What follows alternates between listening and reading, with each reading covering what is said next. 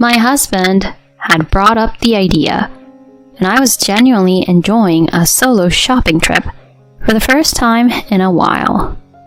Unexpectedly, I bumped into my in-laws, who then decided to drop by our house. They don't live close, so they were thrilled about the chance to see our daughter.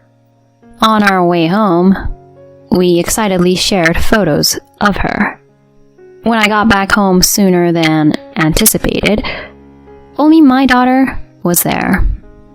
"I'm home." "Hold on, where's..." I had expected my husband to be home too, but he was nowhere to be found. Mandy was clueless about his whereabouts. Seriously? He left her by herself? This didn't add up. Nervous, I quickly called him. Shockingly, he flat out lied to me. "Right now, I'm at my parents' house with our daughter." In that split second, I decided. I was about to show my dishonest husband what trouble really looked like. My name's Rachel, 34 years old. In college, I majored in architecture, and now I'm employed at an architecture firm. Having a top-tier architect license means I earn a bit more than many others. This has led to a consistent increase in my annual income, likely surpassing many people around the same age. While I truly adore my profession, there's another motivator: my beloved family. At the moment, I live with my husband, Scott, and our daughter, Mandy. I met Scott 7 years ago, became pregnant shortly after our wedding 5 years ago, and welcomed our daughter the next year. Mandy's 4th birthday is just around the corner. Thankfully, she's been growing up healthy without any serious issues. With both Scott and me working full-time, Mandy attends daycare. From what her teacher mentions, she's befriended many kids and seems to be doing great socially. I go the extra mile in my job for the sake of my wonderful daughter and husband. On the other hand, Scott's job is at a manufacturing plant. However, I've caught wind that the plant's sales have taken a downturn. Just recently, he commented over a beer. "If things continue this way, they might cut me to save on labor." I was so taken aback that I choked on my coffee. Concealing my alarm, I asked, "What do you mean? Can they just lay you off out of the blue?"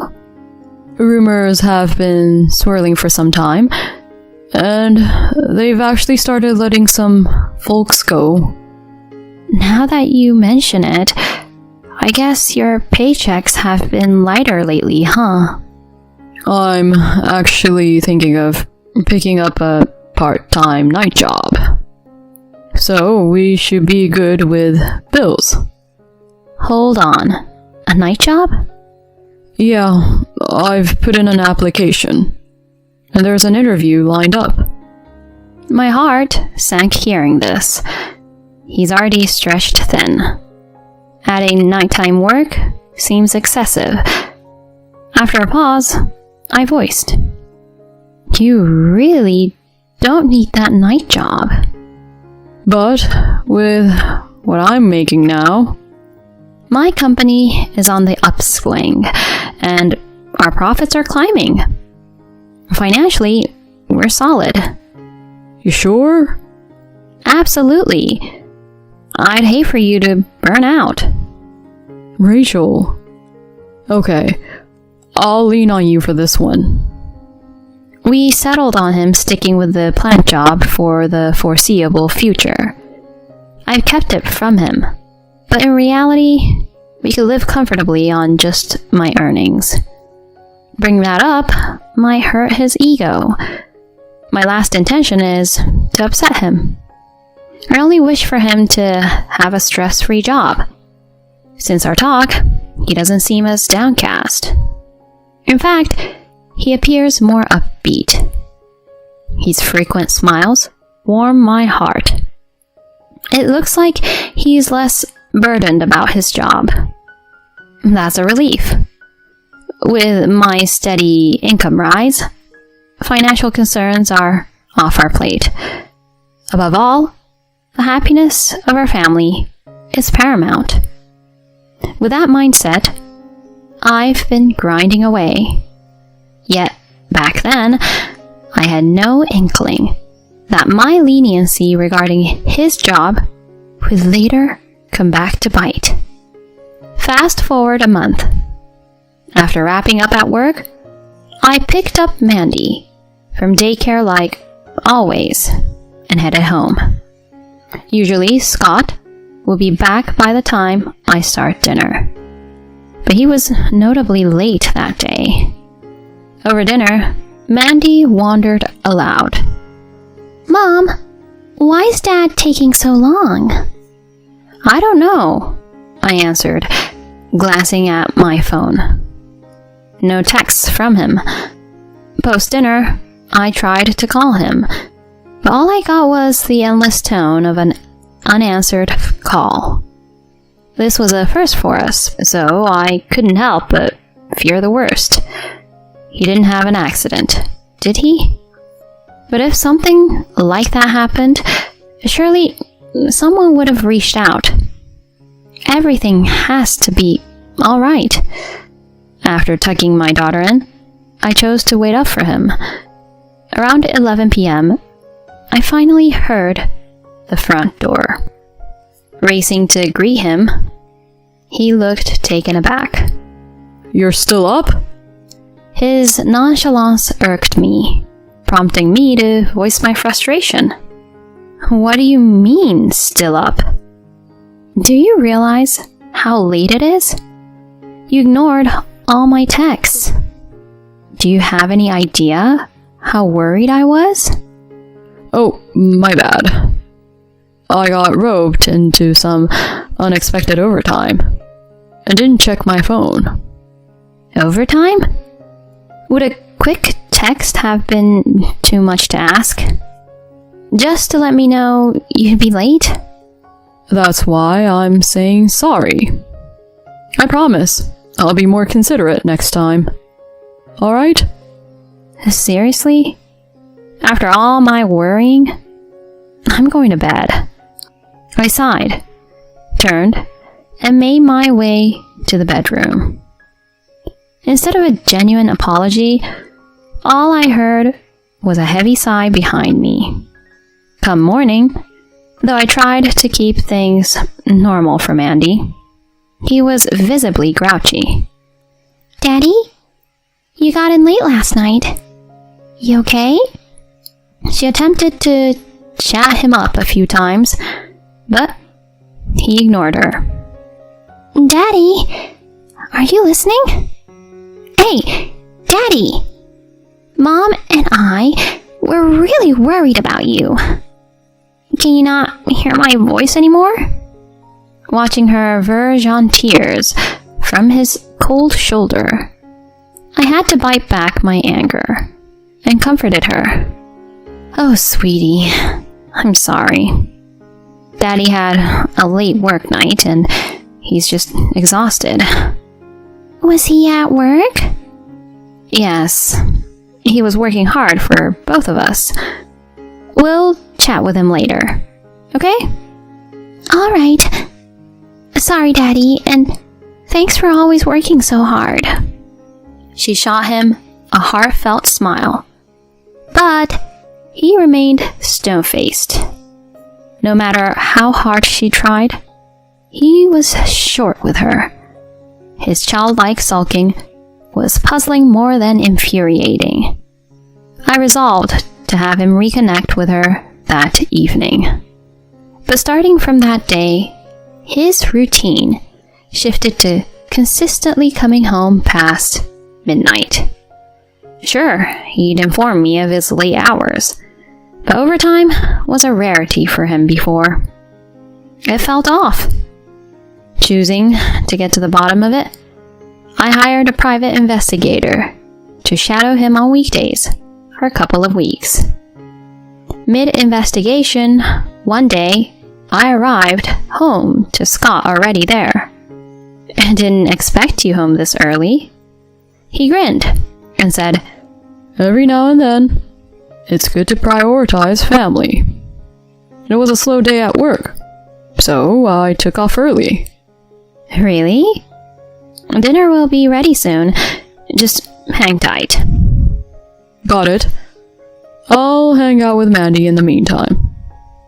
Huh? Oh, sure. Thanks.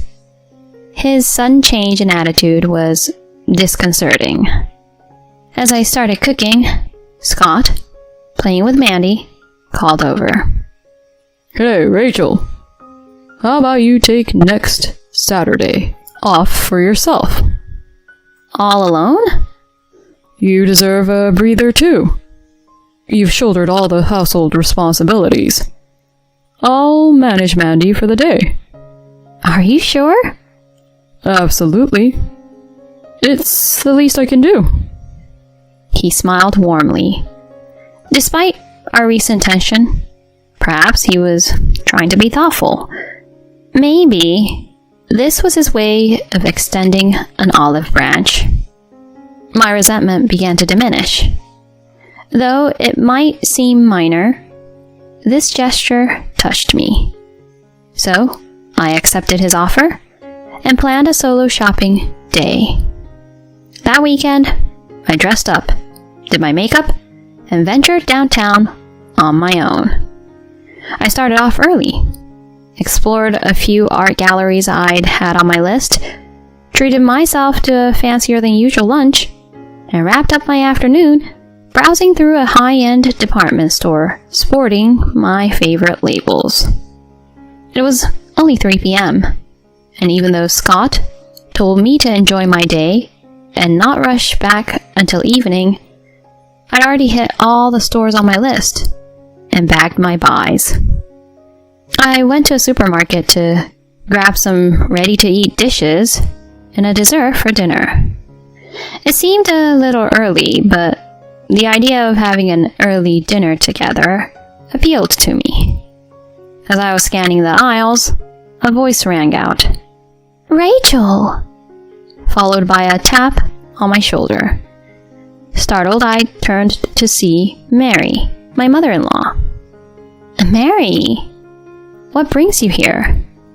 "You're by yourself today?" "Yeah, just me. Scott's on daddy duty with Mandy, so I'm enjoying a rare day out." "Oh, really? Jason's around too. How about we catch up over some tea?" "Sounds perfect." She flagged down Jason, my father-in-law, and we settled in a cafe near the supermarket. They actually live out in the sticks, quite a haul from the city. Turns out, they'd driven into town for a concert featuring Mary's favorite singer. It had been a hot minute since we last caught up, so our conversation flowed easily. At some point, Jason remarked, I've been missing Mandy so much. Picking up on that cue, I proposed. "Hey Mary, Jason, how about swinging by our place today?" Now? You sure? "Totally. Scott's around and I've got tomorrow off since it's Sunday. If you guys are up for it." That sounds wonderful. We've really been missing time with Mandy. "She'll be over the moon to see you two. Please, do come over." We then prepped to head out a tad early, and they even pitched in, picking up a bunch of dishes and desserts. On the train ride home, we gushed over recent snaps of Mandy, and soon enough, we were back. But something was off. only Mandy was home. I'm home. Hold on. Where's... I had expected Scott to be home too, but he was nowhere to be found. Mandy was clueless about his whereabouts.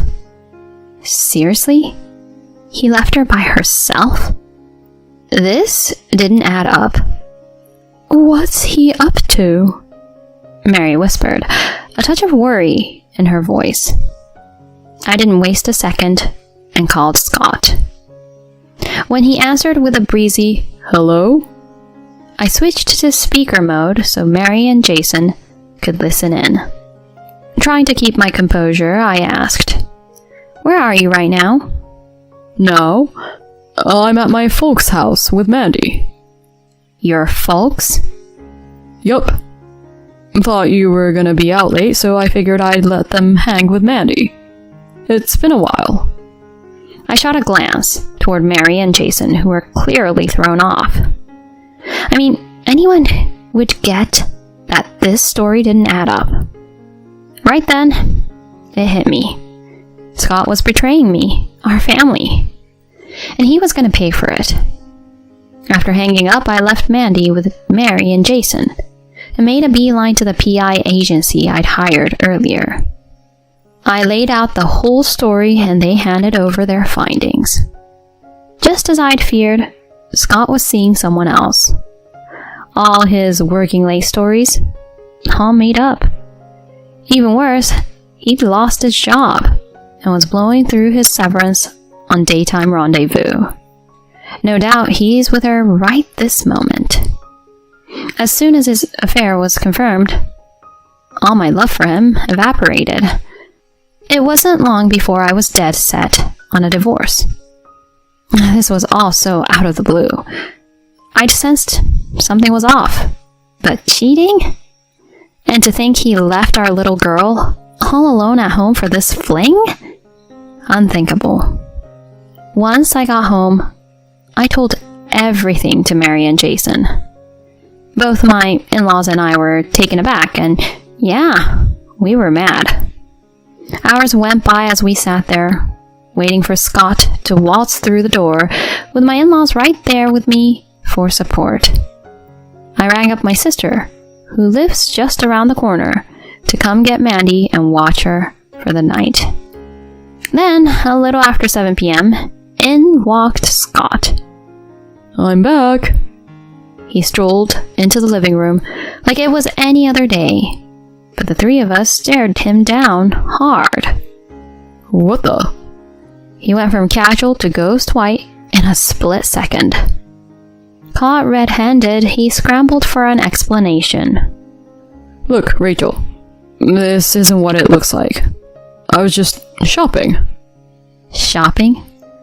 Didn't you say you were with your folks? Funny thing, I bumped into them at the supermarket and rode home with them. "Well, actually..."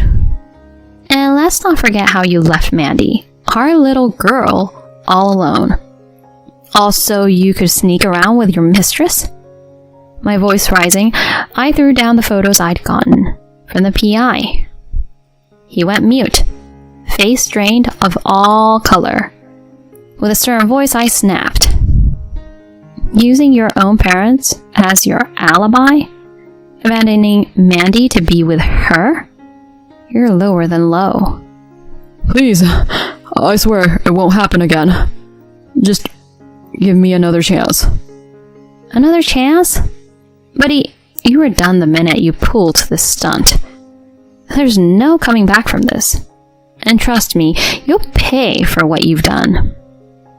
As I laid into him, my in-laws took charge, grabbing him by the arm and hustling him out. He tried to yell something, but they weren't having it, and carted him off to their place. Later, I lawyered up, filed for divorce, and went after him for alimony. With the proof I had, and my in-laws backing me up, the divorce wrapped up quick. He coughed up alimony, and now pays child support monthly. And with my in-laws keeping tabs, I doubt he'll miss a payment. From what Mary's told me, he's now bouncing between odd jobs and trying to land steady work. Frankly, I hope he's got it tough with them watching his every move. As for me and Mandy, we started fresh. I kept it simple when I told her we'd be on our own from now on, and she got it. She didn't need a lot of words. Even for her age, she's wise beyond her years. It stings, knowing she's had to deal with all this, but I'm just so thankful she's rolled with the punches. Our new normal might come with its own set of challenges, but I'm determined to stay strong with Mandy by my side and never second guess my choice.